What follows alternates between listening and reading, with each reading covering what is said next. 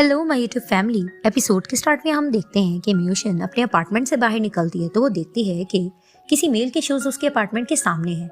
तो वहां पर ही वो शूज को डस्टबिन में डालती है और प्रॉपर्टी कॉल करके उनको इन्फॉर्म करती है कि मेरे अपार्टमेंट के सामने शूज हैं किसी मेल के, तो जो भी सफाई करने आता है उन्हें को ध्यान में रखें और मेरे अपार्टमेंट के सामने कोई चीज नहीं होनी चाहिए।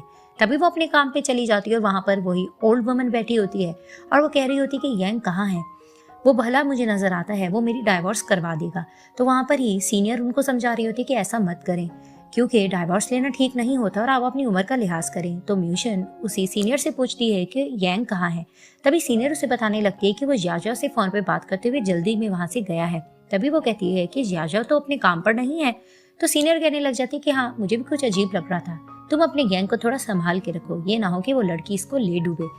वहाँ यंग आके कहता है कि किसको मुझ पे क्रश है। तो सीनियर कहने लग जाती है कि इसी ओल्ड वुमन को तुम पर क्रश है और किसी को नहीं।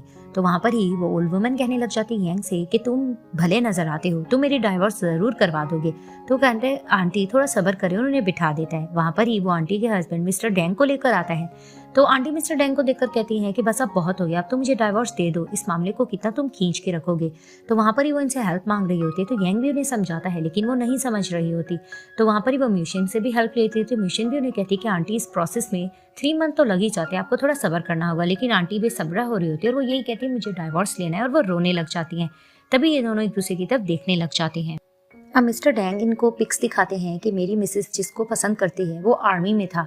तो वहां पर ही यंग कहने लग जाता है कि अंकल हमें ऐसा करना चाहिए कि आंटी को एक बार उनके लवर से मिलवा देना चाहिए, ये हम सही प्रोसेस में उनकी मुलाकात करवाएंगे तो आपको प्रॉब्लम नहीं होगी। तो अंकल कहते कि काश मैं ऐसा कर सकता और काश वो जिंदा होता। तो वहां पर ही म्यूशन कहती क्या वो मर चुका है। तभी अंकल कहते कि हाँ वो मर चुका है।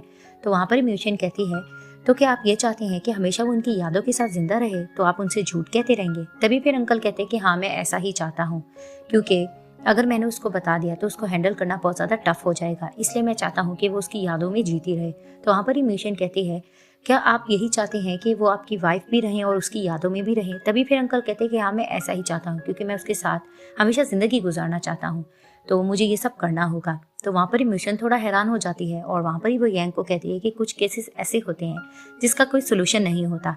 तो यंग उसे कहता है कि नहीं, हर केस का कोई ना कोई सोल्यूशन जरूर होता है, लेकिन फीलिंग्स का कोई सोल्यूशन नहीं होता। तभी वो उसको वहां पर देखने लग जाती है। अब म्यूशन बैठकर वो ही अपनी सीनियर की बात सोच रही थी, जिसमें वो बता रही होती है कि यंग जायरा से फोन पर बात कर रहा था और तुम उस पर थोड़ा नजर रखना। तो वो थोड़ा सा जेलस होती है और ड्रिंक कर रही होती है। अब जैसे ही वापस अपने अपार्टमेंट में आती है तो देखती है कि दोबारा से शूज बाहर पड़े होते हैं।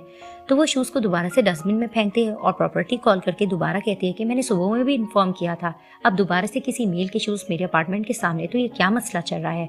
तो वो ये शिकायत करके अपने अपार्टमेंट में अंदर चली जाती है।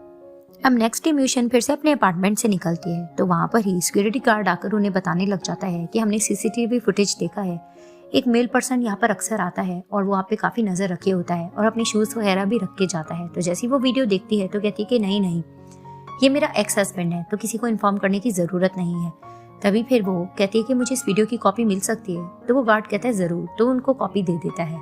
अब ये घर में बैठकर वही वीडियो देख रही होती है, जिसमें वो देखती है कि यंग बहुत ज्यादा इसकी केयर कर रहा होता है और रातों रात भर भी बाहर बैठा रहता है और अक्सर शूज रख के जाता है, जिसे देखकर इसकी आंखों में आंसू आ जाते हैं। तभी इसके डोरबेल पे नॉक होती है। तो जैसी डोर ओपन करती है यंग होता है, खाने का कुछ सामान लाता है और कहता है कि 2 पिलर्स के लिए भी कुछ लाया हूँ। तभी वो कहती है कि बाहर शूज तुम रखते थे ना। तभी फिर उसे बताता है कि हाँ, क्योंकि सिटी के हालात बहुत खराब है, तो लोगों को ये पता ना लगे कि तुम अकेले रहती हो, इसलिए मैं शूज बाहर रख देता था। तभी फिर वो हंस के कहती है कि नेक्स्ट टाइम न्यू शूज मत रखना, ये दिखने में फेक लगते हैं, तो कोई पुराने रखना।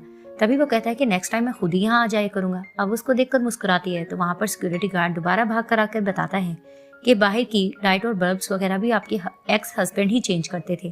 तभी फिर यंग कहता है कि मैं इसका एक्स हस्बैंड नहीं हूँ, कल तो मैं इसको डायरेक्ट लेने के लिए आऊंगा। तो वहीं वो उसको देखकर मुस्कुराने लग जाती है।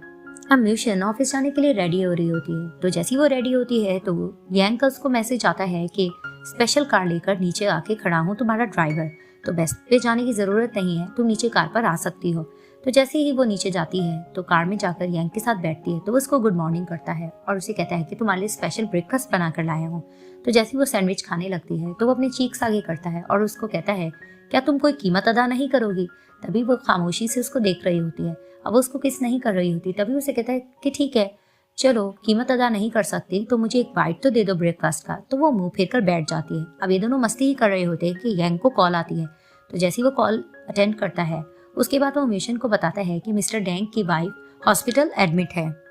अब यंग और म्यूशन जैसे हॉस्पिटल आते हैं तो वहाँ पर ये अंकल कुछ फ्रूट्स उठा रहे होते हैं। तो ये लोग उनसे क्वेश्चन करने लग जाते हैं कि आंटी दोबारा से क्या कंफ्यूज हो गई हैं।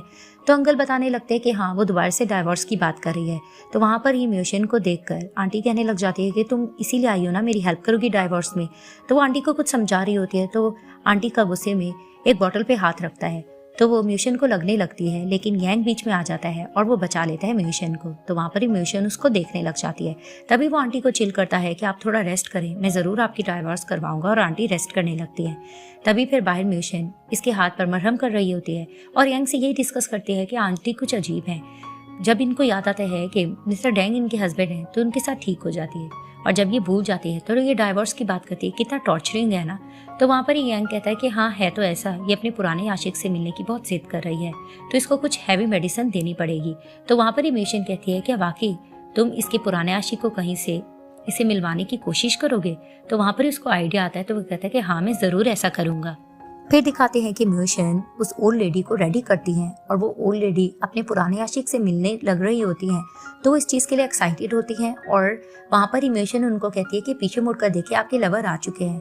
तो जैसे ही वो देखती है तो वहाँ पर मिस्टर डेंग निंग बनकर आए हुए होते हैं यूनिफॉर्म में। तो वहाँ पर ही ओल्ड लेडी भाग के कहती है, निंग तुम आ चुके हो। तभी वो कहता है कि हाँ। तो वो उसे कहती है कि अब तुम आ चुके हो तो वापस मत जाना।